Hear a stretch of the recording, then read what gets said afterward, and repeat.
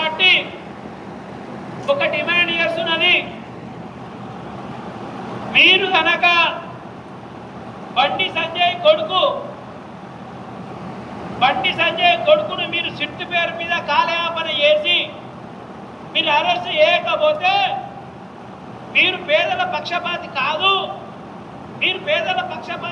ధనవంతుల పక్షపాతి అని, మీరు పేదలకు న్యాయం చేయలేరని, కేవలం ధనవంతుల పక్షాన అది కూడా తప్పు చేసిన ధనవంతులు మీరు కాపాడతారని ఈ తెలంగాణ రాష్ట్రానికి మీరు ఒక సంకేతం ఇచ్చినట్టయితుంది. మీరు ఒక విషయం గుర్తుపెట్టుకోండి, ఒక పేదలు ఇంకో పేదల మధ్యలో ఇట్లాంటి సంఘటన జరిగితే రాష్ట్రంలో ఒక రోజు 2 రోజులు సోషల్ మీడియా తిరిగి అందరు మర్చిపోతారు. కానీ సెంట్రల్ మినిస్టరు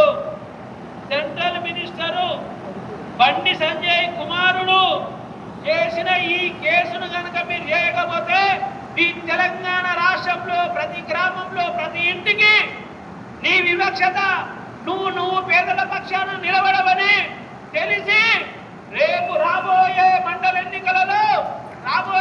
ఎన్నికలలో హైదరాబాద్ ఎన్నికలలో నువ్వు నీ పార్టీ చిత్తుగా ఓడిపోవడానికి కారణం బండి సంజయ్ గారి విషయం కూడా పరిశోధన చేస్తున్నాము.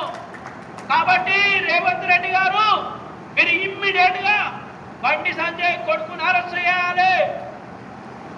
బీఎస్పీ తెలంగాణ రాష్ట్ర డిమాండ్ అనే విషయం స్పష్టం చేస్తున్నాం.